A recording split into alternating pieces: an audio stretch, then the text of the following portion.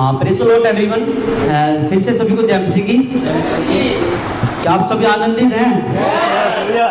बस ऐसे ही बने रहना मेरे साथ सिर्फ आधा पौना घंटा, और बिल्कुल बहुत ही गंभीरता से सुनना है आज के परमेश्वर का वचन। वो सबके लिए है, मेरे लिए भी है और आपके लिए भी है, जो कि बहुत ही इम्पोर्टेंट विषय है। जो विषय है मेरा वो है पाप। पाप का विषय कि पाप जगत में क्यों आया, कैसे आया, और हमें पाप से बचना है, और हमारे लिए पाप का बलिदान कौन हुआ। तो बहुत ही सुंदर विषय है। एक बार मैं चाहूँगा कि आप सभी एक बार अपने अपने स्थान से खड़े हो जाइए।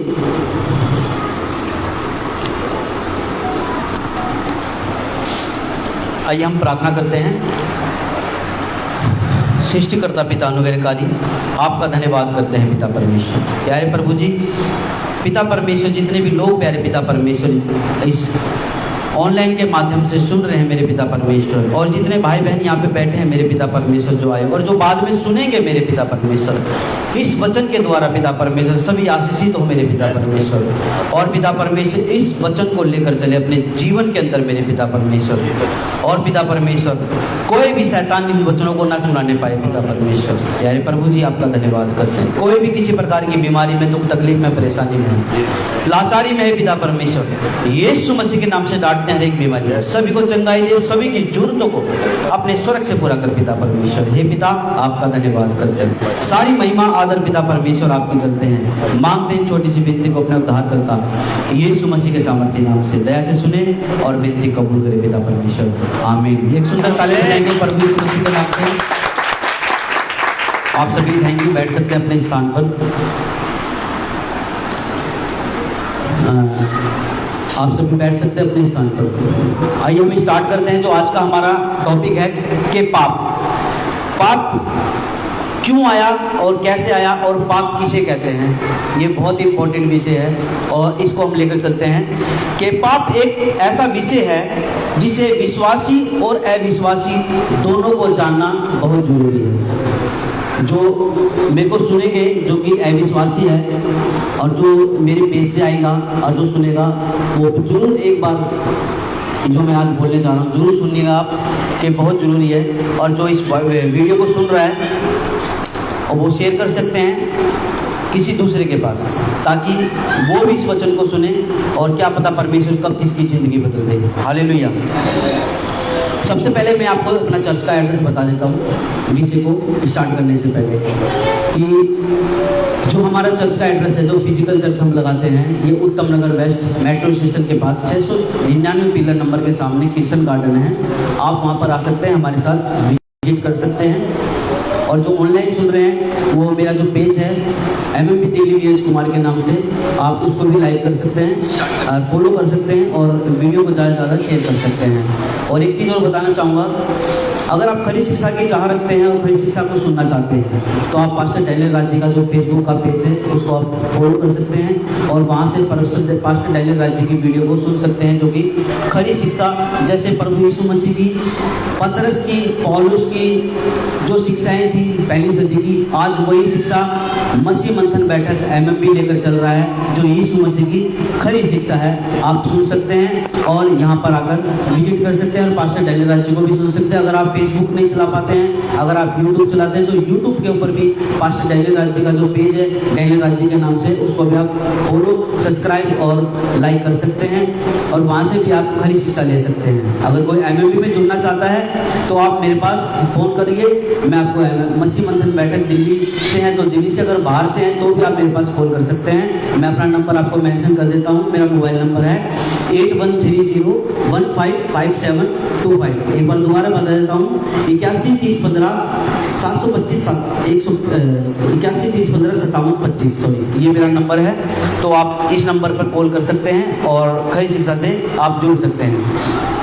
चलिए हम स्टार्ट करते हैं आज का अपना टॉपिक। क्या आप सभी एक्साइटेड हैं सुनने के लिए?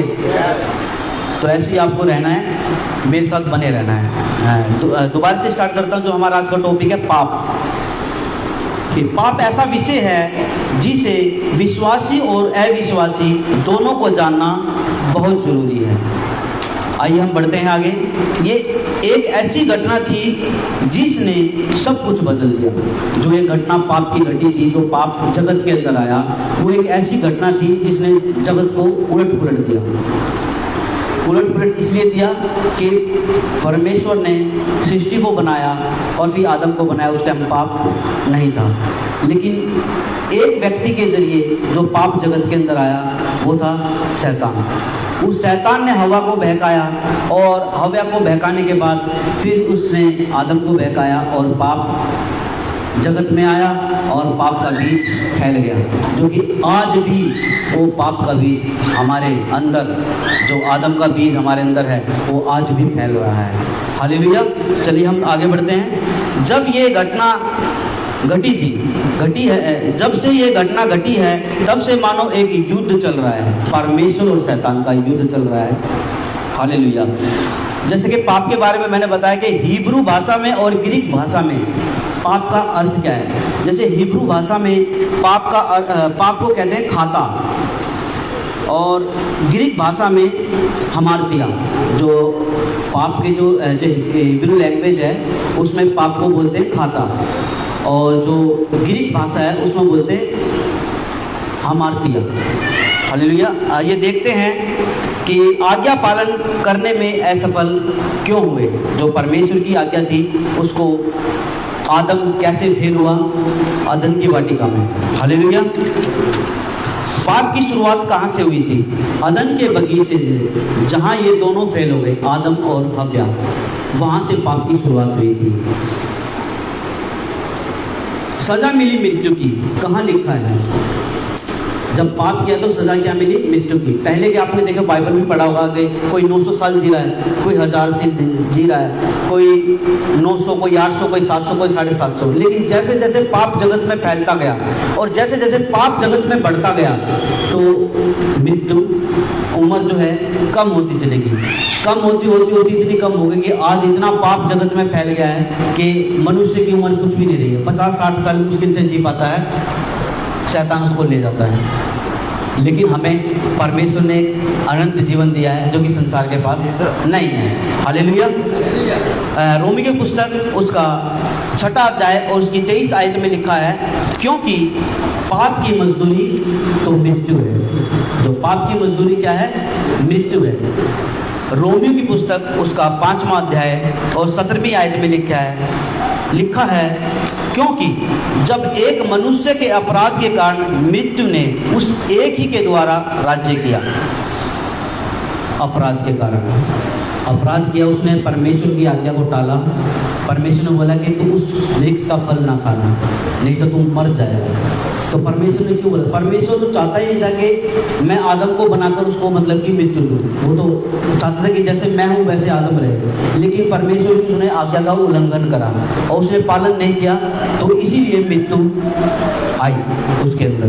तो यही लिखा हुआ है 5:17 में, क्योंकि जब एक मनुष्य के अपराध के कारण मृत्यु ने उस एक ही के द्वारा राज्य किया। हालेलुया।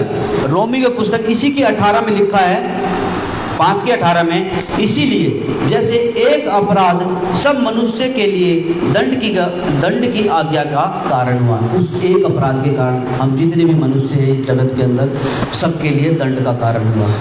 हालेलुया। आदम अकेला अपराधी नहीं बना था उस दिन जब उसने पाप किया तो आदम अकेला नहीं बना था अपराधी। कौन कौन बने थे मैं आपको बताता हूँ। उसमें हम सब भी, जितने भी हम बैठे हैं यहाँ पर, उसमें सभी आते हैं, जैसे कि Hindu, Muslim, Buddhist, Sikh, Jain, Parsi, Jewish, everybody in this world. पूरी दुनिया पाप में आ गई थी। जिस दिन आदम ने पाप किया था उस दिन पूरी दुनिया पाप में आ गई थी। तो रोमियो की पुस्तक उसका 5वां अध्याय और 12वीं आयत में लिखा है, एक मनुष्य के द्वारा पाप जगत में आया। एक मनुष्य के द्वारा, किसके द्वारा? आदम के द्वारा। और क्या लिखा है? और पाप के द्वारा मृत्यु आई, और मृत्यु इस रीति से मृत्यु आई और इस रीति से मृत्यु सब मनुष्य में फैल गई, क्योंकि सबने पाप किया। क्योंकि पाप का बीज लेके हम घूम रहे, आदम, हम आदम के तो बीज है ना, तो इसीलिए सब में मृत्यु फैल गई। तो पहला कुरिन्थियों उसका 15वां अध्याय और 22 में लिखा है, और जैसे ब्रदर एक बार पढ़ेंगे आप पहला कुरिन्थियों 15 का 22। 15 का 22। हाँ 15 का 22।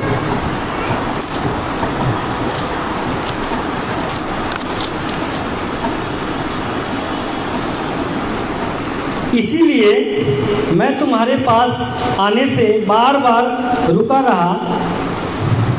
कुरिन्थियों जैसे आदम में सब मरते हैं, वैसे ही मसीह में सब बुलाए जाएंगे। हालेलुया। एक बार दोबारा पढ़ेंगे ब्रदर जी आप 15 का 22 पहला कुरिन्थियों। और जैसे आदम में सब मरते हैं, वैसे ही मसीह में सब जिलाए जाएंगे। हालेलुया। इसमें लिखा है कि जैसे आदम में सब मरते हैं, वैसे ही प्रभु यीशु में सब जिलाए जाएंगे। यानी कि आदम ने पाप किया और मृत्यु जगत में फैल गई। जब हम प्रभु यीशु मसीह में आए हैं, प्रभु यीशु मसीह को हमने स्वीकार करा है, हमने चुना है, तो हमारी दूसरी मृत्यु नहीं है। हमें अनंत जीवन प्रभु यीशु मसीह ने दिया है। हालेलुया। अब आइए देखते हैं पाप क्या है और पाप किसे कहते हैं। पाप क्या है और पाप किसे कहते हैं। तो उत्पत्ति की पुस्तक उसका 3रा अध्याय और 11वीं आयत में उसने कहा, किसने? परमेश्वर यहोवा ने। उसने कहा, जिस वृक्ष का फल खाने को मैंने तुम्हें मना किया था, क्या तुमने उसका फल खाया? दूसरे शब्दों में परमेश्वर कह रहा है, क्या तूने मेरी खिलाफ गया? आदम से कह रहा है क्या तू मेरे खिलाफ गया, क्योंकि उसने मना करा था उसका फल खाने के लिए। फिर भी उसने हव्या ने बहकाया और उस बहकाव में आने के बाद उसने खाया। लेकिन हव्या कोई अलग नहीं है, बाइबल में लिखा है उत्पत्ति की पुस्तक उसका शायद पहली आयत में ही लिखा है 26 से 27 में कि दोनों एक ही हैं, पुरुष ही हैं वो दोनों। नर और नारी करके परमेश्वर ने मनुष्य को पुरुष को बनाया, तो वो दोनों एक ही हैं, अलग नहीं हैं। तो यही लिखा है इसमें उत्पत्ति 3 का 11 में। उसने कहा, जिस वृक्ष का फल खाने को मैंने तुम्हें मना किया था, क्या तुमने उसका फल खाया? तो आदम ने साफ सी बातें कहा होगा, हाँ मैंने खाया। तो फिर यहाँ पे बोलता है परमेश्वर से, दूसरे शब्दों में परमेश्वर कह रहा है, क्या तूने मेरे खिलाफ गया? परमेश्वर की आज्ञा के खिलाफ जाना ही पाप है। अगर हम परमेश्वर की आज्ञा के खिलाफ नहीं जाएंगे तो हम पाप कर बैठेंगे। अगर हम उसकी आज्ञा को मानेंगे तो हम पाप नहीं करेंगे। तो इसीलिए पाप इसलिए हमारे बीच में आता है कि हम उसकी आज्ञा का उल्लंघन करते हैं। तो इसीलिए हमें उसकी आज्ञा का उल्लंघन नहीं करना चाहिए, जैसे आदम ने करा था। हालेलुया। बाइबल पाप को आदम का अपराधी कहती है। आदम ने पाप किया, उसका अपराध कहती है। रोमियो की पुस्तक उसका 5 का 14 में लिखा है, जिन्होंने उस आदम के अपराध की नाई पाप किया, जिसने आदम जो अब है, आदम के अपराध की नाई जो पाप कर रहे हैं, तो फिर वो तो पापी है और उसकी सज़ा क्या है? मृत्यु ही है। तो आइए हम देखते हैं कौन सी श्रेणी हमारी पाप की दशा में आती है। जैसे कि पास्टर जैनीराज जी ने भी बताया है, तो एक बार मैं भी आपको रिपीट करके बताता हूँ कि पाप क्या होता है और क्या क्या श्रेणी पाप के अंदर आती हैं। आइडल वर्शिप पाप के अंदर आती है, मूर्ति पूजा करना वो पाप के अंदर आती है। एडल्ट्री यानी व्यभिचार करना वो भी पाप के अंदर आता है। वाचिंग पॉर्न वीडियो, जो गंदी वीडियो होती हैं, वो भी पाप के अंदर आती हैं। एल्कोहल, शराब पीना, वो पाप के अंदर आता है। मर्डर, कत्ल करना भी पाप के अंदर आता है। वहम करना, किसी भी चीज़ का वहम करना, वो भी पाप की श्रेणी में आता है। चोरी करना भी पाप की श्रेणी में आता है। झूठ बोलना भी पाप की श्रेणी में आता है। किसी को धोखा देना भी पाप की श्रेणी में आता है। गर्भपात करना भी पाप की श्रेणी में आता है। और जादू टोना करना भी पाप की श्रेणी में आता है। और किसी से घूस लेना भी पाप की श्रेणी में आता है। और मूर्ति की बातें सुनना, करना नहीं, बातें सुनना भी, जैसे कोई हमारे पास संसारी लोग बैठ जाता है, वो मूर्ति पूजा की बातें करते हैं, तो उसको सुनना भी पाप की श्रेणी में आता है। जैसे इसमें लिखा हुआ है वाचिंग आइडल थिंग्स, यानी कि मूर्ति की बातें सुनना। अत्याचार करना भी पाप की श्रेणी में आता है। प्रीड यानी घमंड करना भी पाप की श्रेणी में आता है। चुगली करना भी पाप की श्रेणी में आता है। खून खाना, जैसे कि लोग बाग खून खाते हैं, वो भी पाप की श्रेणी में आता है। तलाक देना भी पाप की श्रेणी में आता है। जैसे लोग बाग कहते हैं कि मैं तलाक दे दूँगा, उनको ये नहीं पता कि सबसे बड़ा पाप यही है। परमेश्वर ने नर और नारी करके एक तन करके बनाया, तो इसीलिए तलाक देना भी पाप की श्रेणी में आता है। संसारिक होना भी पाप की श्रेणी, जैसे हम प्रभु होने के बाद भी संसारिक हो रहे हैं तो पाप की श्रेणी में आ रहे हैं, तो पाप कर रहे हैं, और उस पाप की सज़ा क्या है? मृत्यु है। तो और भी है, मैं आपको बताता हूँ। गाली देना पाप की श्रेणी में आता है। श्राप देना, किसी को गलत बोलना, किसी को ये बोलना तेरा ये हो जाए, तेरा वो हो जाए, जैसे गुस्सा होने वाला लड़ाई झगड़ा होता है, तो वो भी पाप की श्रेणी में आता है। बैड हैबिट यानी कि गंदी आदत, किसी हमारी कोई भी गंदी आदत हो सकती है, जैसे कि हम गुटखा खाना, बीड़ी पीना, या और भी, जैसे कि इसमें लिखा नहीं है बाइबल के अंदर भी, लेकिन जैसे पास्टर डैनियल राज जी बताते हैं, इसलिए मैं भी आपको बता रहा हूँ। गुटखा खाना, बीड़ी पीना, सिगरेट पीना, और भी बहुत से ऐसे नशे हैं या और भी गंदी आदतें हैं जो मनुष्य के अंदर आती है। गंदी सोच आ सकती है, नज़र गंदी हो सकती है, किसी के प्रति हम अपना गलत व्यवहार रख सकते हैं, तो ये सब पाप की श्रेणी में आते हैं। आज्ञा का उल्लंघन करना, जैसे आदम ने आज्ञा का उल्लंघन किया, ऐसे ही अगर हम भी अगर आज्ञा का उल्लंघन करेंगे तो हम पाप की श्रेणी में आ जाएंगे। किसी के अंदर किसी के प्रति गंदी नज़र रखना, वो भी पाप की श्रेणी में आती है। किसी से झगड़ा करना भी पाप की श्रेणी में आती है। फीडिंग योर फ्लैश यानी कि अपना मांस खिलाना, वो भी पाप की श्रेणी में आता है। जैसे कि कोई किसी को मांस खिला देते हैं तो वो भी पाप की श्रेणी, अपना खुद का, वो पाप की श्रेणी में आता है। जुआबाजी, ताश खेलना, ये जुआ खेलना, या कोई जैसे आजकल चल रहा है सट्टा खेलना, ये सब पाप की श्रेणी में आता है। नफरत करना, किसी के प्रति हम नफरत नहीं कर सकते, क्योंकि प्रभु यीशु मसीह ने हमारे को प्रेम करना सिखाया है, तो ये सब पाप की श्रेणी में आते हैं। आलसी होना, क्योंकि परमेश्वर को आलसी होना बिल्कुल भी पसंद नहीं है, इसलिए हम सबको एक्टिव रहना है, तो आलसी होना भी पाप की श्रेणी में आता है। इसीलिए मैं आपसे कहता हूँ कि प्रभु यीशु मसीह कार्य के लिए बिल्कुल तैयार रहो, आलसी मत बनो, बिल्कुल तत्पर खड़े रहो। संसारिक जो संसारिक जोक होते हैं वो भी पाप की श्रेणी में आते हैं। झूठी गवाही देना, किसी के प्रति हम कोई झूठी गवाही देते हैं कि उसने कुछ किया ही नहीं, फिर भी हम बोलते हैं कि नहीं उसने कुछ किया है, तो वो भी पाप की श्रेणी में आता है। अपनी लाइफ से प्रेम करना, वो भी पाप की श्रेणी। अपने शरीर से प्रेम करना, क्योंकि ये तो नाशवान है, ये तो एक दिन जल जाना है या गाड़ देना है, लेकिन आत्मा तो परमेश्वर की, इसलिए अपने शरीर से भी प्यार करना वो पाप की श्रेणी में आता है। अपमान करना, किसी का अपमान करना भी पाप की श्रेणी में आता है। और झूठी कसम खाना, ये भी पाप की श्रेणी में आता है। जैसे कि कहते हैं, जैसे आजकल बहुत ज़्यादा ट्रेंड चल रहा है, माँ की कसम, मैंने ऐसा कुछ नहीं किया, तो ये बहुत बड़ा पाप है। परमेश्वर साफ कहता है कि तेरी बात हाँ की हाँ और ना की ना हो, ना इधर ना उधर, या तो हाँ या ना। कसम खाना भी पाप की श्रेणी में आता है। चिंता करना भी पाप की श्रेणी में आता है। और लूजिंग योर टेम्पर, ये भी पाप की श्रेणी में आता है। और भी ऐसे विषय हैं जो कि पाप की श्रेणी में आते हैं, जो कि बाइबल में नहीं लिखे हुए हैं, तो ये सब पाप की श्रेणी में आते हैं। इसीलिए अगर इन 38 जो मैंने आपको बताए हैं, और भी बहुत से हैं, बाकी 38 बताए हैं, बाकी और भी बहुत से हैं जो कि बाइबल में भी नहीं लिखे हुए हैं। अगर इनमें से मैं भी, आप भी, जितने भी यहाँ बैठे हैं, जितने भी ऑनलाइन सुन रहे हैं, अगर ये चीज़ करते हैं तो प्लीज़ छोड़ दीजिए, क्योंकि परमेश्वर के खिलाफ जाना मृत्यु है। तो ये बहुत गंभीर विषय है, इसीलिए आप छोड़ दीजिए ये चीज़ें, क्योंकि ये सबसे बड़ा पाप है। कौन चाहता था कि मनुष्य पाप करे? क्या आप बता सकते हैं कौन चाहता था कि मनुष्य पाप करे? Very good, excellent. आप क्लैपिंग कर सकते हैं अपने लिए। आइए देखिए कहाँ लिखा है कि कौन चाहता था कि मनुष्य पाप करे। आप ब्रदर एक बार पढ़िएगा, हेजकेल की पुस्तक उसका 28 का 13 पढ़िए। हेजकेल की पुस्तक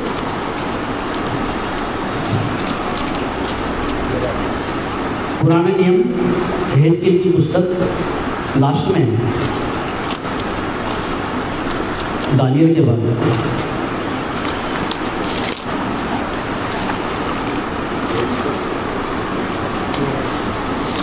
15 का 28 का 13, अच्छा 28 28 का 13।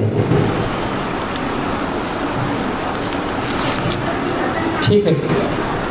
तू परमेश्वर की अदन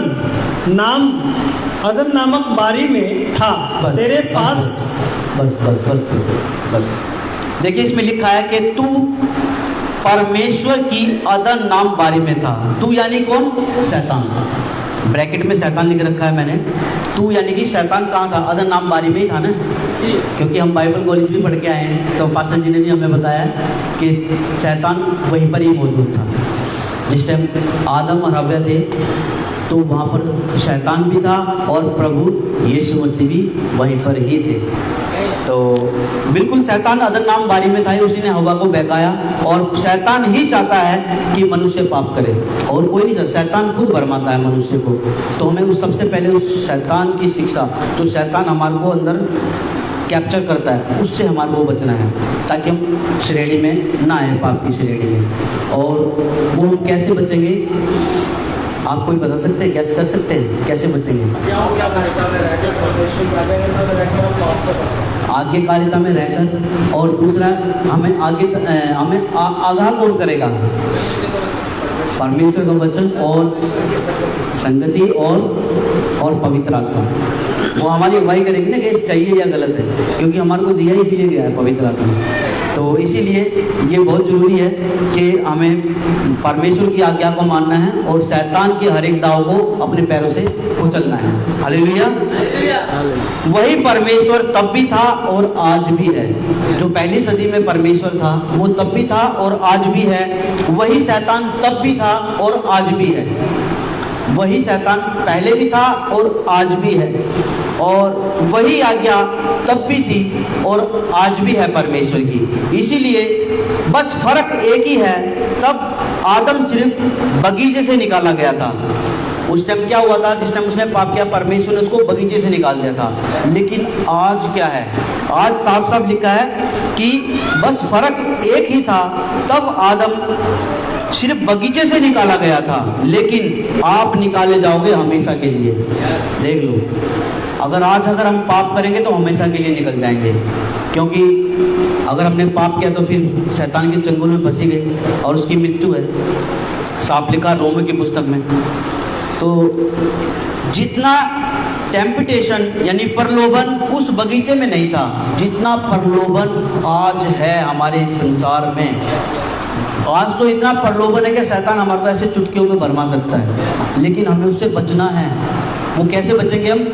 बाइबल के वचन से। बाइबल से नहीं, उसके परमेश्वर के वचन से हम बच सकते हैं। शैतान का एक बहुत बड़ा चाल मसीह लोगों के इस लेवल पे ले आता है। देखिए, पढ़ते हैं सबोपदेशक की पुस्तक, उसका 12वां अध्याय और पहली आयत में लिखा हुआ है कि अपनी जवानी के दिनों में अपने सृजनहार को स्मरण रख। अपनी जवानी के दिनों में, जैसे बच्चे लोग बैठे हैं यहाँ पे, जवान हैं, हम भी हैं, हमें क्या करना है? उसको स्मरण रखना है। परमेश्वर का वचन के हमें आज्ञा देता है, जैसे मैंने अभी पाप की श्रेणी में बताए थे जिन वचन हमें स्मरण रखने हैं। स्मरण रख इससे पहले कि विपत्ति के दिन और वे वर्ष आए जिसमें तू कहे कि मेरा मन इनमें नहीं लगता। तो विपत्ति हमारे पर तभी आएगी जब इसको हम स्मरण नहीं करेंगे। तो इसको हमें स्मरण रखना है कि अगर हम ये करेंगे तो हम पाप की श्रेणी में आ जाएंगे, और हम पाप करेंगे तो पाप की मजदूरी मृत्यु है। तो हमें मृत्यु से बचना है, जो कि दूसरी मृत्यु है। पहली मृत्यु देखो शरीर की है, वो तो नाशवान शरीर है, ये तो जाना ही है। लेकिन दूसरी मृत्यु हमारी क्या है? आत्मा की मृत्यु। उससे हमारे कौन बचाएगा? परमेश्वर का वचन। तो इसीलिए बहुत जरूरी है परमेश्वर का वचन को अपने अंदर लेकर चलना। अंत के दिनों में कलीसिया का एक ही काम था, जय पाना। जैसे अंतिम जो पहली सदी की कलीसिया थी, जैसे प्रभु यीशु मसीह, उसमें क्या था? एक ही काम था, जय पाना, जय पाना। जैसे रेवोल्यूशन की पुस्तक में लिखा हुआ है, जय पाओ, जय पाओ, जय पाओ। आइए देखते हैं पहला यूहन्ना उसका 2वां अध्याय और 13वीं आयत में लिखा है, मैं तुम्हें इसलिए लिखता हूँ, यूहन्ना लिखते हैं ये, कि मैं तुम्हें इसलिए लिखता हूँ कि तुमने उस दुष्ट पर जय पाई है। यानी कि मैं तुम्हें इसलिए लिखता हूँ कि तुमने उस दुष्ट पर जय पाई है। किस पर? शैतान पर, प्रभु यीशु मसीह के वचन से। तो हमने उस दुष्ट से जय पाई है। तो दोबारा हम ऐसा काम नहीं करेंगे जिससे कि हम उसके चंगुल में फंसे और हम उसके पाप की श्रेणी में जाएंगे। प्रकाशित वाक्य उसका दूसरा अध्याय पहली आयत इफिसुस की कलीसिया और इसी का दूसरा का 2 के 7 में लिखा है जय पाए, जो जय पाए। ऐसे ही प्रकाशित वाक्य 2 का 8 में, 2 का 11 में, जैसे 2 का समूर्ना की कलीसिया को परमेश्वर ने बोला कि जो जय पाए, परगमुन की कलीसिया को बोला कि जो जय पाए, लौदीकिया कलीसिया को भी बोला जो जय पाए। तो ये सारे ही वचन जय पाए जय पाए जय पाए, ये सारे लिखे हुए। इस पाप का परिणाम क्या हुआ? जो पाप हम करेंगे या जैसे पाप आदम ने किया था तो उसका परिणाम क्या निकल कर आया। आइए देखते हैं कि पूरी मानव जाति सच्चे परमेश्वर से दूर हो गई। तो पूरी मानव जाति अगर हम पाप करेंगे तो सच्चे परमेश्वर से हम दूर हो जाएंगे। तो हमें सच्चे परमेश्वर से दूर नहीं होना है, हमें बल्कि उसके और नज़दीक जाना है। तो दूसरा है जो मैं 7 परिणाम बताने जा रहा हूँ। मैंने पहला परिणाम बताया कि पूरी मानव जाति सच्चे परमेश्वर से दूर हो गई। दूसरा परिणाम है मृत्यु ने मनुष्य पर राज कर लिया। जो मृत्यु है उसके ऊपर मनुष्य ने राज कर लिया, क्योंकि पाप करेगा तो मृत्यु आसानी से बात है, उनकी मृत्यु है ही। तो इसीलिए हमें वो जो मृत्यु है उसको लास्ट में, जैसे परमेश्वर में से कह रहा है कि एक बैरी मेरा है उसको मुझे नाश करना है, वो है मृत्यु। तो इसीलिए हमें भी उस मृत्यु से लड़ना है। कैसे लड़ेंगे हम? उसके वचन से। तो इसीलिए पर शैतान कहता है कि मृत्यु ने मनुष्य पर राज्य कर लिया है। और तीसरा है मनुष्य शैतान का दास बन गया है। अगर हम पाप की श्रेणी में आते हैं तो हम क्या हो जाएंगे? परमेश्वर के दूर हो जाएंगे और शैतान के दास बन जाएंगे। तो इसीलिए चौथा है हमारा, मनुष्य श्राप के अधीन हो जाएगा। अगर हम पाप करेंगे तो जाहिर सी बात है परमेश्वर का क्रोध, जो क्रोध है हमारे ऊपर भड़केगा ही और परमेश्वर हमारे से दूर हो जाएगा, क्योंकि वो कहेगा मैं तुझे जानता ही नहीं। जैसे मत्ती की पुस्तक में लिखा 7 का 21, 22, 23 में बहुत से ऐसे होंगे जो भविष्यद्वक्ता होंगे, पास्टर होंगे, एवेंजलिस्ट होंगे और बिशप होंगे, कहेंगे प्रभु मैंने तेरे नाम से दुष्ट आत्मा को निकाला, मैंने तेरे नाम से अद्भुत कार्य करी, मैंने तेरे नाम से भविष्यवाणी करी, मैंने लोगों के ऊपर हाथ रखे वो चंगे हो गए। तो प्रभु यीशु मसीह उनसे साफ कह देगा कि मैं तुम्हें नहीं जानता। क्यों नहीं जानता? क्योंकि वो प्रभु यीशु मसीह में आने के बाद भी उन्होंने अपने आप को बदला नहीं, वो पाप की श्रेणी में आ गए। तो इसीलिए हमें अपने आप को बदलना है। 5वां है कि मनुष्य परमेश्वर का शत्रु बन जाए। देखो पाप करोगे तो हम परमेश्वर के शत्रु बन जाएंगे। क्या हमें परमेश्वर का शत्रु बनना है? नहीं ना, क्योंकि परमेश्वर का वचन कहता है कि परमेश्वर के हाथ में पड़ना भयानक बात है। तो हमें परमेश्वर के हाथ में नहीं पड़ना है, बल्कि उसके ही हमें चरणों में रहना है। हालेलुया। छठा है कि मनुष्य पृथ्वी पर अकेला हो गया, क्योंकि उसको जो बाहर निकाला था अदन की बगीचे से तो वो अकेला ही हो गया था। आदम और हव्वा अकेले हुए थे। परमेश्वर ने कहा तुम अगर यहाँ पे रहोगे तो जो जीवन का वृक्ष था उसका फल खा लोगे, और फल खाने के बाद तो फिर तो अमर ही हो जाओगे, फिर पाप और भी ज़्यादा फैल जाता। इसलिए परमेश्वर ने उनको बगीचे से निकाला था। 7वां है अब मनुष्य पृथ्वी पर पाप के बीज के साथ जी रहा है। पाप का बीज हम ही है ना, क्योंकि पाप आदम ने करा, उसके बीज हम ही हैं। तो आज पृथ्वी के ऊपर पाप के बीज के साथ हम जी रहे हैं। आदम और हव्वा पृथ्वी पर फैलने के लिए निकाल दिए गए थे कि आप पृथ्वी पर फैल जाओ। अब बात सोचिए क्या फैल रहा है? आदम के साथ उसके पाप का बीज फैल रहा है। हम बच गए, लेकिन वो जो संसार में लोग हैं वो क्या है? पाप ही तो कर रहे हैं ना वो, तो उसका बीज फैल रहा है और इतना बेहद पाप हो रहा है जिसका कोई हद नहीं है। आदमी आदमी के साथ, औरत औरत के साथ, बहुत बुरा हाल है। भजन संहिता 5 का 15 में लिखा है देखो मैं अधर्म के साथ उत्पन्न हुआ और पाप के साथ अपनी माता के गर्भ में पड़ा। तो यही है नीति वचन में भी लिखा हुआ है 20:9 में, कौन कह सकता है कि मैंने अपने हृदय को पवित्र किया अथवा मैं पाप से शुद्ध हो गया? वही कह सकता है जिसने पाप की जो श्रेणी थी उसको छोड़ दिया। बाकी जो पाप की श्रेणी अपने जीवन में लेकर चलेगा और वो कहेगा कि मैं शुद्ध हो गया हूँ, तो फिर वो तो परमेश्वर को धोखा दे रहा है ना। तो हमें परमेश्वर को धोखा नहीं देना है। रोमियो की पुस्तक उसका 3 अध्याय और 23वीं आयत में लिखा है, इसीलिए कि सब ने पाप किया और परमेश्वर की महिमा से रहित हो गए। तो सभी ने, इस्राएलियों ने क्या किया था? पाप किया था ना, परमेश्वर से दूर हो गए थे। उन्होंने एक बछड़ा, और उन्होंने बछड़ा बनाया, उसके पीछे चले गए। उन्होंने इंतजार नहीं करा मूसा का। मूसा सीने पहाड़ पर था, वो 10 आज्ञा लेकर आए थे उनके लिए, लेकिन उन्होंने इंतजार नहीं करा। मूसा कौन है? हम नहीं जानते, तुम हमारे लिए परमेश्वर को बना। तो उन्होंने सोना चांदी सब इकट्ठा किया और आग में डाला, एक बछड़ा निकल कर आ गया। तो उसकी महिमा करके हमारे लिए तो यही परमेश्वर है, और यही हमारे को इस्राएल से निकाल कर लेकर आया है। परमेश्वर को महिमा नहीं दी इन्होंने। तो इसीलिए यहाँ पर ये वचन कहता है, इसीलिए कि सबने पाप किया और परमेश्वर की महिमा से रहित हो गए। तो सबने पाप किया था, वो सब परमेश्वर की महिमा, परमेश्वर ने कितनी महिमा दिखाई, वो इस्राएल से उनको लेकर आया। कितने भूख लगी, खाना खिलाया, मन्ना खिलाया, कि हमें मारने के लिए लेकर आया। मूसा से बोला, हमारा तो हम आप मीट खा रहे थे, ये कर रहे थे। फिर परमेश्वर से उसने बोला, फिर परमेश्वर ने उनके लिए क्या करा? बटेरे, शाम को मन्ना। तो सब कुछ परमेश्वर ने करने के बाद भी फिर परमेश्वर को भूल गए। फिर क्या हुआ? एक बार में ही कितने लाखों लोग मार दिए परमेश्वर ने, कि कोई भी नहीं जा पाया। कहाँ पे? कनान में। हालेलुया। उत्पत्ति की पुस्तक उसका 6 अध्याय और 5 और 16 में लिखा है, और यहोवा ने देखा कि किन मनुष्यों की बुराई पृथ्वी पर बढ़ गई, और उनके मन के विचार में जो कुछ उत्पन्न होता है सो निरंतर बुरा ही होता है।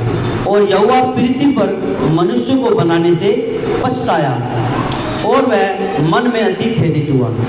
तो क्या हुआ? मन में खेदित हुआ परमेश्वर, क्योंकि उस समय क्या हुआ था?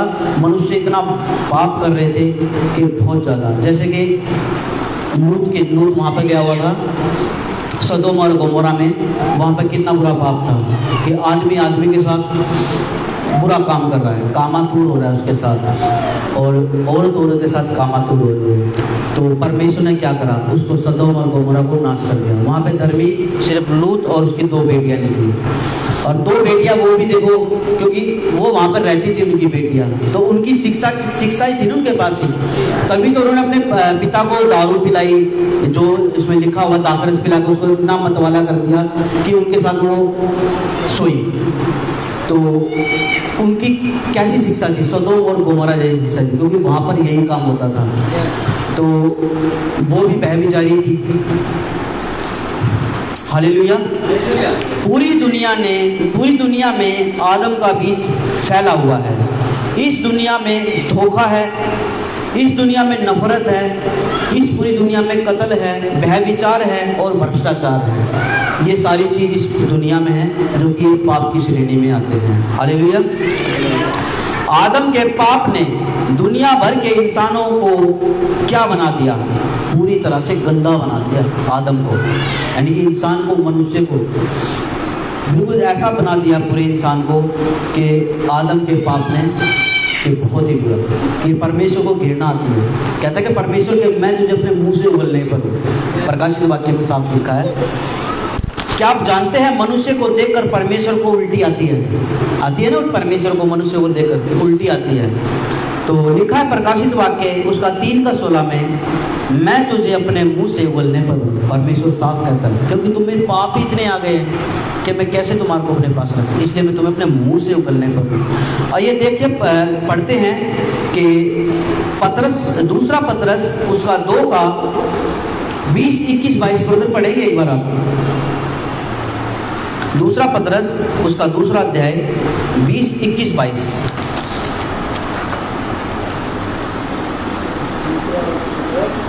दूसरा पतरस उसका 2 अध्याय उसकी आयत 20, 21, 22। जब वे प्रभु और उद्धारकर्ता प्रभु यीशु मसीह की पहचान के द्वारा संसार की नाना प्रकार की अशुद्धता से बच निकली और फिर उनके फंस कर हार गए, तो उनकी पिछली दिशा पहले से भी बुरी हो गई, क्योंकि धर्म के मार्ग को ना जानना ही उनके लिए इससे भला होता।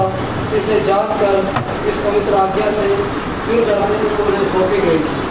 उन पर यह कहावत ठीक बैठती है कि कुत्ता अपनी छांट की ओर और जलाई हुई सुअर कीचड़ में लौटने के लिए फिर चली जाती है। हालेलुया। देखो कितना गंभीर वचन है ये, और इसको बिल्कुल बहुत ध्यान से सुनना और पढ़ना और फिर देखना कि इसमें कैसी कैसी बातें लिखी हुई है। बिल्कुल देखिए, मैं दोबारा से पढ़ता हूँ आपके लिए।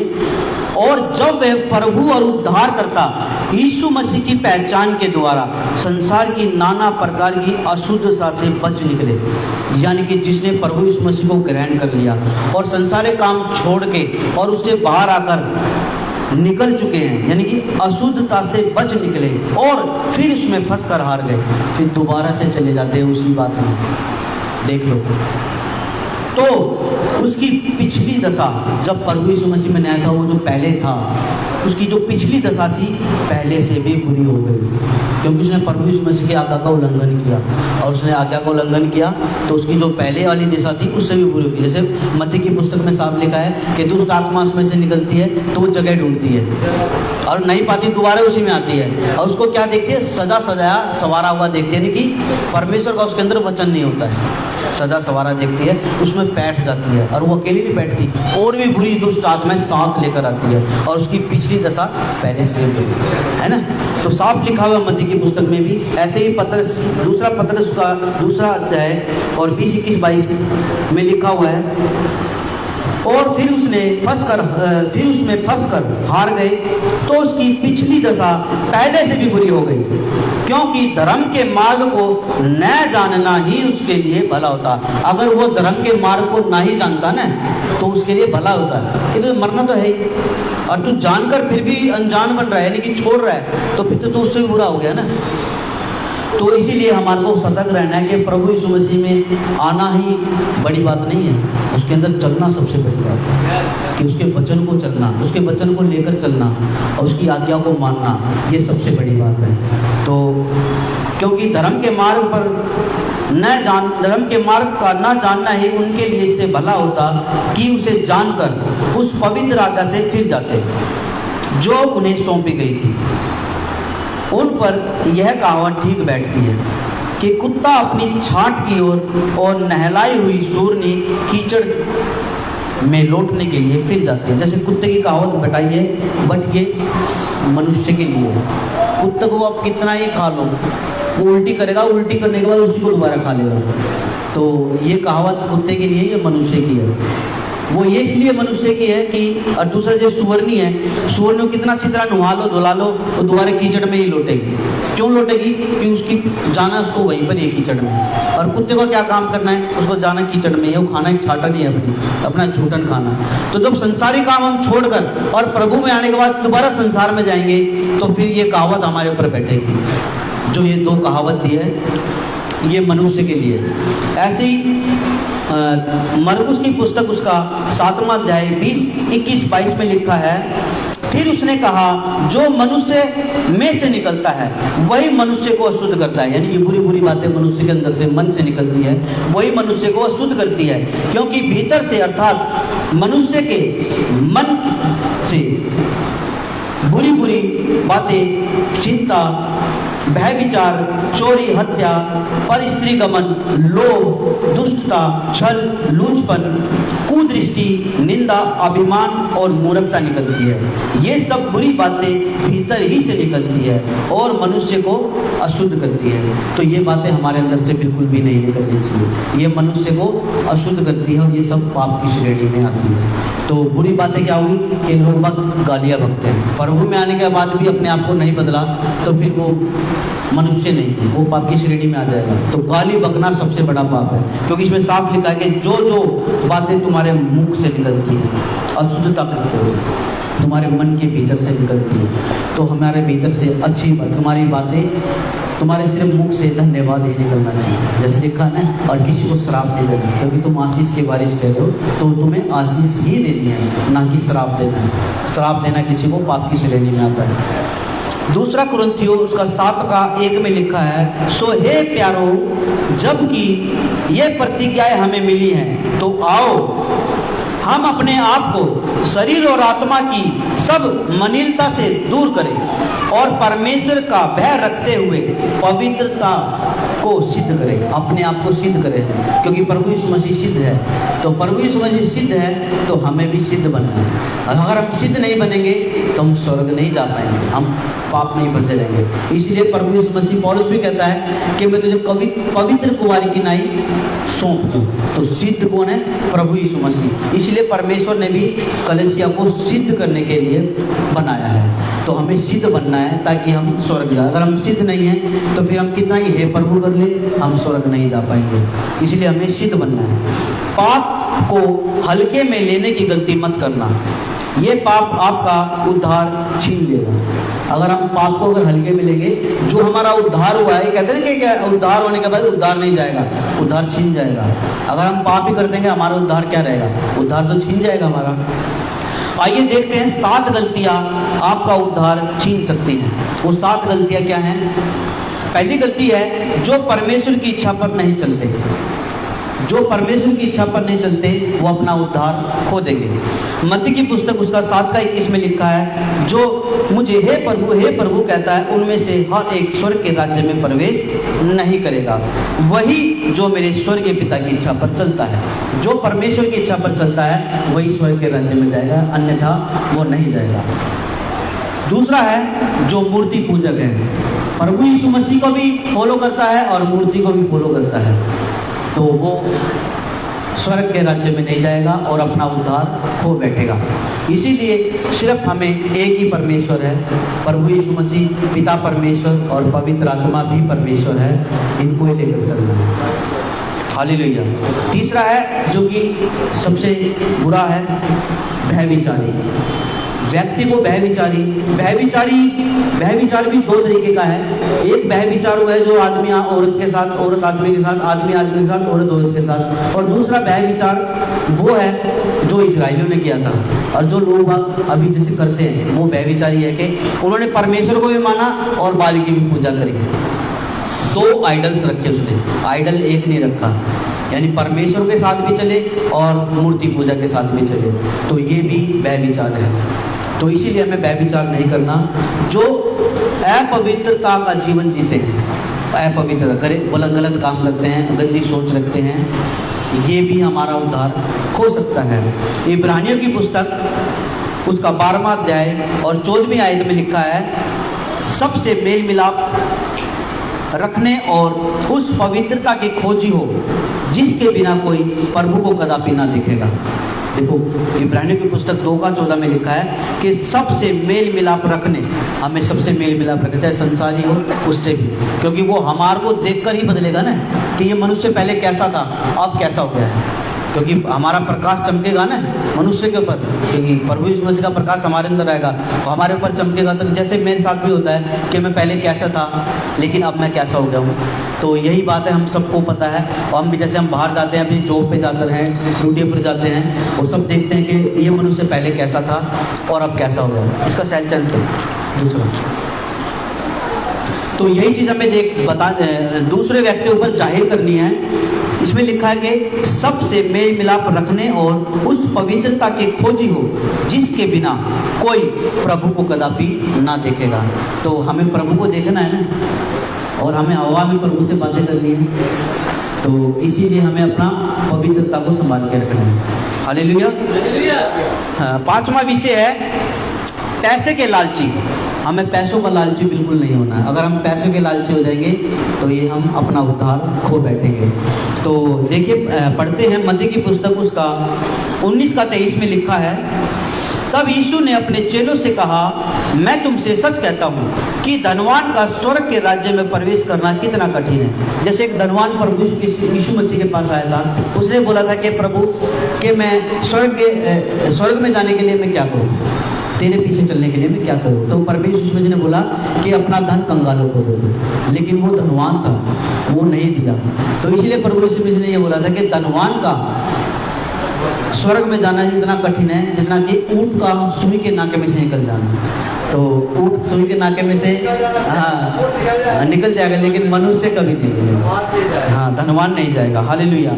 इसी का पहला तीमुथियुस 6:9 में लिखा है, पर जो धनी होना चाहते हैं वे ऐसी परीक्षा और फंदे और बहुतेरे व्यर्थ और हानिकारक लालसा में फंसते हैं। देखो, जो लालच करते हैं और जो धनी होना चाहते हैं जल्दी से, उसमें साफ लिखा है तीमुथियुस की पहला तीमुथियुस उसका 6:9 में, पर जो धनी होना चाहते हैं वे ऐसी परीक्षा और फंदे और बहुतेरे व्यर्थ और हानिकारक लालसाओं में फंसते हैं जो मनुष्य को बिगाड़ देती है, हमारे को बिगाड़ देगी, और विनाश के समुद्र में डुबा देती है।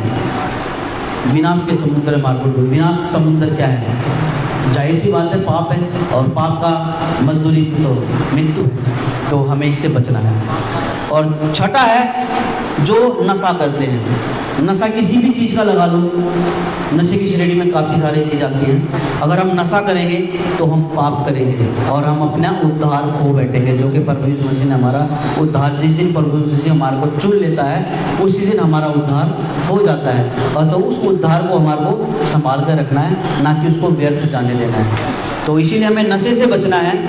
जैसे कि पहला कुरिन्थियों उसका 6 अध्याय और 10वीं आयत में लिखा, ना पियक्कड़ परमेश्वर के राज्य का वारिस होंगे। देख लो, साफ लिखा है, जो पीने वाले हैं, जो नशा करने वाले हैं, वो परमेश्वर के राज्य के वारिस होंगे ही नहीं होंगे। जो जानबूझकर पाप करते हैं, 7वां विषय है, जो जानबूझकर पाप करते हैं वो अपना उद्धार खो बैठेंगे। पाप कर दिया, परमेश्वर मुझे क्षमा कर दो, आगे से नहीं करूँगा, कल फिर पाप कर देता है, तो ये जानबूझकर पाप करना पड़ेगा कि परमेश्वर क्षमा करने वाला है, मुझे क्षमा कर दिया, अब क्या है, कुछ नहीं। लेकिन नहीं, वो जानबूझकर पाप करता है। इब्रानियों की पुस्तक उसका 10वां अध्याय और 26 और 27वें आयत में लिखा है, क्योंकि सच्चाई की पहचान प्राप्त करने के बाद यदि हम जानबूझकर पाप करते रहें तो पाप के लिए फिर कोई बलिदान बाकी नहीं है। पाप के लिए फिर कोई बलिदान बाकी नहीं है। हाँ, दंड का एक भयानक बाट जोना और आग का ज्वलन बाकी है, जो कि नरक, जो विरोधियों को भस्म कर देगा। जो परमेश्वर का विरोध करेगा, उसकी आज्ञा का विरोध करेगा, नरक में जाएगा। वहाँ तो ऐसी आग है ना, उसका कीड़ा मरता है ना, आग बुझती है, वो चलता ही रहेगा, तड़पता रहेगा। तो इसीलिए हमारे को बचना है, बहुत जरूरी है। अब अंत में 2 तरह के संतान, परमेश्वर की संतान और शैतान की संतान। आइए देखते हैं, वचनों से पढ़ते हैं हम। पहला यूहन्ना उसका 3 अध्याय 8 और 9 में लिखा है, जो कोई पाप करता है विश्वासी होकर जो कोई पाप करता है वह शैतान की ओर से है। देख लो, वचन साफ लिखा है, बाइबल के अंदर ये बाहर नहीं है, बिल्कुल साफ लिखा है कि पहला यूहन्ना उसका 3 अध्याय 8 और 9 में लिखा है कि जो कोई पाप करता है विश्वासी होकर वह शैतान की ओर से है, क्योंकि शैतान आरंभ से पाप करता आया है। क्योंकि वो भी तो परमेश्वर के साथ था ना, लूसीफर सबसे बड़ा स्वर्गदूत था, आराधक था, लेकिन उसके अंदर क्या आ गया? घमंड आ गया कि वो परमेश्वर से भी बड़ा होना चाहता था। आया ना नीचे बिल्कुल, तो उसके अंदर घमंड आ गया था। तो वो चीज़ नहीं आनी चाहिए हमारे अंदर कि मैं इतना बड़ा हो गया हूँ, या मेरे अंदर ये हो गया है, मुझे इतना ज्ञान मिल गया है। लेकिन वो ज्ञान मूर्खता है। ज्ञान अपने लिए है, उस परमेश्वर के राज्य के लिए, अपने लिए ना, परमेश्वर के राज्य के लिए। ज्ञान को बांटना ही ज्ञान है, ज्ञान को अपने पास रखना ज्ञान नहीं है, उसको हमें बांटना है। वो बांटेंगे कैसे? जब हम यहाँ से पढ़ेंगे। हालेलुया। पहला यूहन्ना उसका 3 अध्याय 8 और 9 में लिखा है, जो कोई पाप करता है विश्वासी होकर वह शैतान की ओर से है, क्योंकि शैतान आरंभ से पाप करता आया है। परमेश्वर का पुत्र यानी कि यीशु मसीह परमेश्वर का पुत्र इसलिए प्रकट हुआ कि शैतान के कामों को नाश करे। देखो, परमेश्वर के कामों को शैतान नाश करेगा ना, परमेश्वर के कामों को कैसे करेगा? अगर हम परमेश्वर की आज्ञा को नहीं चलेंगे तो मनुष्य को बहकाएगा। तो वो भी बैठा है, बिल्कुल हमारे जस्ट बगल में ही खड़ा रहता है शैतान, लेकिन हमें उसके समझना है शैतान के काम को, कि उसके भरमाए में ना आ जाए, जैसे हव्वा आई है भरमाए में। इसीलिए हमें भरमाए में नहीं आना है, इसीलिए हमें पाप की श्रेणी को याद रखना है। जो आज का मेरा जो विषय है आप बिल्कुल याद रखिएगा, पाप की श्रेणी को। मैं एक बार लास्ट में एक बार दोबारा फिर बताऊंगा जो पाप की श्रेणी का, बिल्कुल दोबारा सुनना। मैं पढ़ता हूँ दोबारा से। क्योंकि शैतान आरंभ से पाप करता आया है, परमेश्वर का पुत्र यीशु इसलिए प्रकट हुआ कि शैतान के कामों को नाश करे। प्रभु यीशु मसीह इसलिए प्रकट हो रहे उसके कामों को नाश करने के लिए, शैतान के कामों को।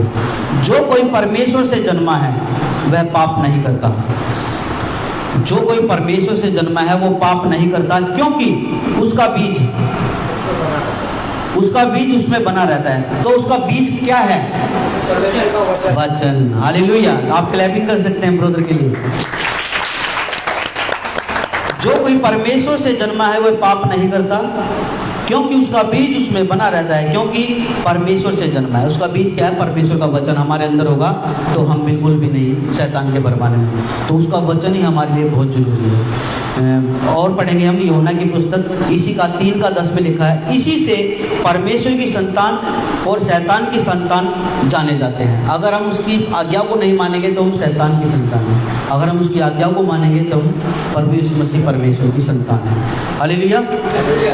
इब्रानियों की पुस्तक उसका 2 अध्याय 1, 2, 3 हम पढ़ेंगे। उसमें लिखा है, इस कारण चाहिए कि हम उन बातों को जो हमने सुनी है और भी मन लगाए, यानी कि परमेश्वर के वचन की जो जिसने हमारे को कलाम दिया, जिसको ने हमारे सुसमाचार सुनाए और हम इस कलाम को पढ़ते हैं, हमें उसमें और भी मन लगाना है। ऐसा ना हो कि बहक कर उससे दूर चले जाए। तो हमें बहकना नहीं है। अगर हम संसारी बातों में रहेंगे तो हम बहक जाएंगे। इसलिए हमें जितना भी हो सके संसार की बातों से बाहर निकलना है, उनसे अलग रहना है। क्योंकि जो वचन स्वर्गदूतों के द्वारा कहा गया था, जब वह स्थिर रहा और हर एक अपराध और आज्ञा ना मानने का ठीक ठीक बदला मिला, तो हम लोग ऐसे बड़े उद्धार से निश्चिंत रहकर क्यों कर बच सकते हैं, जिसकी चर्चा पहले प्रभु के द्वारा हुई और सुनने वालों के द्वारा हमें निश्चय हुआ। तो जैसे हमने सुना पाप की श्रेणी में कि ये बातें आती है, ये जैसे हम बाइबल से पढ़ा है, अगर हम इसको सुनने के बाद भी अगर हम फिर से पाप करेंगे तो फिर तो हम पाप की श्रेणी में आएंगे और फिर तो बेकार है हमारा। इससे बढ़िया प्रभु यीशु मसीह कहता है कि ना तो ठंडा है ना गर्म है, तो गुनगुना है, कि इधर भी और उधर भी। ठंडे होने का मतलब है या तो बिल्कुल प्रभु में ही ना आता, वैसे ही रहता। अगर तू गर्म है तो प्रभु यीशु मसीह में आया है तो मेरी आज्ञा को मान और उनकी आज्ञा का पालन करो। तो 2 कुरिन्थियों उसका 13:5 में लिखा है, अपने आप को परखो कि विश्वास में हो कि नहीं। अपने आप को परखो कि विश्वास में हो कि नहीं। अपने आप को जांचो, क्या तुम अपने विषय में यह नहीं जानते कि यीशु मसीह तुम में है, नहीं तो तुम निकम्मे ठहरे। हमारे अंदर प्रभु यीशु मसीह है। अगर हम नहीं मानेंगे कि हम ऐसा नहीं, प्रभु यीशु मसीह नहीं, तो हम निकम्मे ठहरेंगे। तो हमें निकम्मे नहीं बनना है। हमारे अंदर प्रभु यीशु मसीह, इसी दिन हम प्रभु यीशु मसीह को स्वीकार कर लेते हैं, हमारा उद्धार होता है। प्रभु यीशु मसीह हमारे अंदर आ जाता है क्योंकि उसका वचन हमारे अंदर है। तो आदि में वचन था, वचन परमेश्वर के साथ था और वचन ही परमेश्वर था। तो वचन परमेश्वर है, प्रभु यीशु मसीह वो हमारे अंदर है। हालेलुया। 2 यूहन्ना 1:8 में लिखा है, अपने विषय में चौकस रहो कि जो परिश्रम हमने किया उसको तुम न बिगाड़ो, वरन अपना पूरा प्रतिफल पाओ। अगर हम जैसे कि हमारे को किसी ने सुसमाचार सुना, आपको भी जितने भी यहाँ बैठे सबको परमेश्वर का वचन मिला जिसने सुना, अगर इसको हम पढ़कर समझकर सब कुछ सीखकर और फिर हम ऐसा काम करेंगे तो फिर तो बेकार है। इसमें साफ लिखा है, वचन यही कह रहा है कि तुम अपने विषय में चौकस रहो कि जो परिश्रम हमने किया, जैसे यहाँ पे कह रहे हैं हमने किया, उसको तुम ना बिगाड़ो। अगर हम पाप की श्रेणी में जाएंगे, जो पाप गिनवाए थे मैंने, तो हम उसको क्या करेंगे? बिगाड़ देंगे। वरन उसका प्रतिफल, पूरा प्रतिफल, उसका पूरा प्रतिफल हमें पाना है। उसका पाना है, जैसे वचन है हमारे को, जो हमारे को वचन, उसका हमें प्रतिफल पाना है। प्रभु यीशु मसीह जो हमारा उद्धार करता है, उसका हमें पूरा प्रतिफल पाना है। वो प्रतिफल हमें कब मिलेगा? प्रभु यीशु मसीह के पास हम जाएंगे, जब स्वर्ग पर उठा लिए जाएंगे रैप्चर के समय पे, तो उसका प्रतिफल हमें मिलेगा। हालेलुया। 1 कुरिन्थियों 9:27 में लिखा है, परंतु मैं अपनी देह को मारता, कूटता और वश में लाता हूँ। यहाँ पौलुस जी कह रहे हैं कि मैं अपनी देह को मारता हूँ, कूटता हूँ और वश में लाता हूँ, ऐसा ना हो कि और को प्रचार करके मैं आप ही किस रीति से निकम्मा ठहरूं। तो पौलुस खुद अपने आप को मारता कूटता है, वो अपनी अभिलाषाओं को मार रहा है, शरीर की अभिलाषा, ना कि आत्मा। इसके कहना वचन का मतलब है कि अपने शरीर की अभिलाषा। शरीर नाशवान है, शरीर दुर्बल है, जैसे परमेश्वर का कि आत्मा तो तैयार है लेकिन शरीर दुर्बल है। आत्मा कहते हैं कि प्रभु यीशु मसीह, लेकिन शरीर हमारा दुर्बल है। जैसे कि हम सोते हैं, उठते हैं, तो सबसे पहले हमारा काम परमेश्वर से प्रार्थना करना, लेकिन हमारा शरीर इजाज़त नहीं देता कि थोड़ी देर और लेट जाते हैं। तो यही चीज़ हमें नहीं करनी है। तो पौलुस जी यहाँ पे कहते हैं, परंतु मैं अपनी देह को मारता, कूटता और वश में लाता हूँ, ताकि जो संसारिक अभिलाषा है मेरे अंदर ना आए, उसको मैं मारता कूटता हूँ, अपने वश में लेकर आता हूँ। इसलिए हमारे को भी अपनी देह की जो अभिलाषा है उनको मारना कूटना है। मारना कूटना है मतलब कंट्रोल करना है, कंट्रोल करना है और हमें वश में लेकर आना है। ऐसा ना हो कि औरों को प्रचार करके, कि हम औरों को तो प्रचार कर रहे हैं लेकिन खुद वही काम कर रहे हैं। औरों कह रहे हैं कि तुम ये मत करो, लेकिन बाद में फिर हम वही काम कर रहे हैं।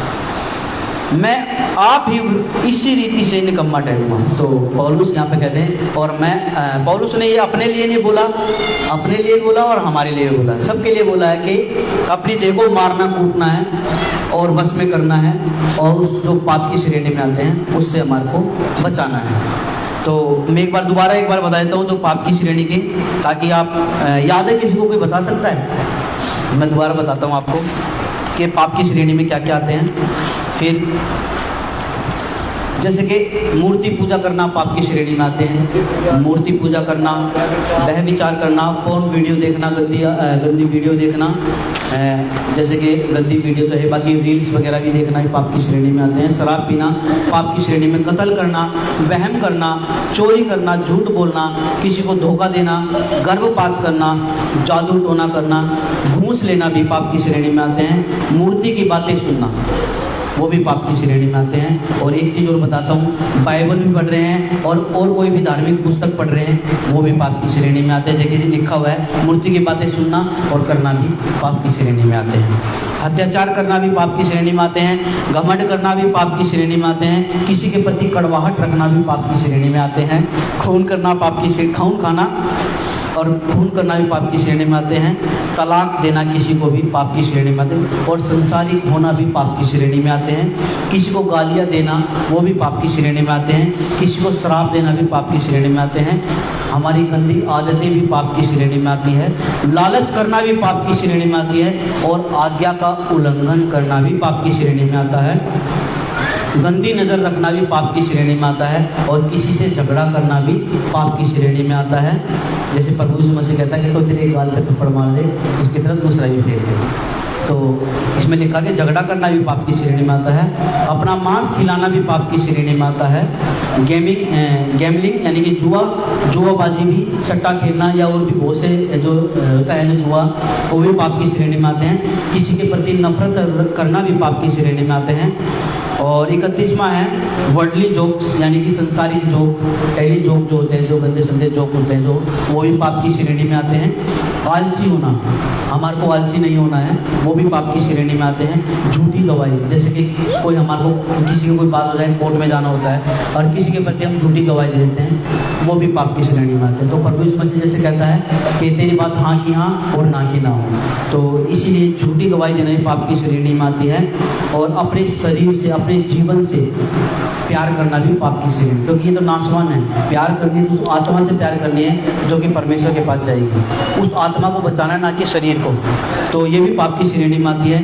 किसी का अपमान करना भी पाप की श्रेणी में आता है। और कसम खाना, झूठी कसम भी और वैसे भी किसी भी बात की कसम खाना भी पाप की श्रेणी में आती है। और चिंता करना भी पाप की श्रेणी में आती है। लूजिंग योर टेम्पर, ये भी पाप की श्रेणी में आते हैं। तो यही था आज का मेरा विषय। तो ये बहुत गंभीर है और इस वचनों से आप सभी को परमेश्वर बहुतायत से आशीष करे और ब्लेस करे। और इन वचनों से आप जो आपने सीखा है बहुत ही अच्छा वचन था और आपको ये लेकर चलना है। परमेश्वर आपको बहुत ऐसे आशीष है। जितने भी यहाँ बैठे हैं और जितने भी यहाँ सुन रहे हैं, मैं आपसे भी बोलना चाहूँगा कि जितनी मैंने आपको बातें बताई है, परमेश्वर की आज्ञा का उल्लंघन करना ही पाप की श्रेणी में आता है। तो आप बचिए पाप से, क्योंकि पाप एक बार कर लिया दोबारा कुछ नहीं है। जैसे प्रभु यीशु मसीह में कहता है कि पाप की मजदूरी मृत्यु। तो आप सभी को परमेश्वर आशीषित करे। God bless you. आइए हम प्रार्थना करते हैं। सृष्टिकर्ता पिता परमेश्वर, तेरी आज्ञा को मेरे पिता परमेश्वर, और जो बातें इन्होंने सीखी है पिता परमेश्वर, इनके जीवन में लागू हो मेरे पिता परमेश्वर, ताकि ये पाप का जो टॉपिक था पिता परमेश्वर, उस पाप के जो बच सके पिता परमेश्वर, उस शैतान के चंगुल से छूट सके मेरे पिता परमेश्वर। हे पिता परमेश्वर, मैं ऐसा प्रार्थना करता हूँ मेरे पिता परमेश्वर आपसे। जितने भी लाइव वीडियो सुन रहे हैं मेरे पिता परमेश्वर, लाइव के फेसबुक के माध्यम से, और जितने यहाँ बैठे हैं पिता परमेश्वर, कोई भी किसी प्रकार की बीमारी में, दुख में, तकलीफ में, परेशानी में, लाचारी में है या किसी रोग में है पिता परमेश्वर, यीशु मसीह के नाम से डांटते हैं हर एक बीमारी को, हर एक रोग को। सभी को चंगाई दे, सभी को ब्लेसिंग दे पिता परमेश्वर। कोई भी पिता परमेश्वर किसी भी दुख तकलीफ में है, सभी को चंगाई दे पिता परमेश्वर।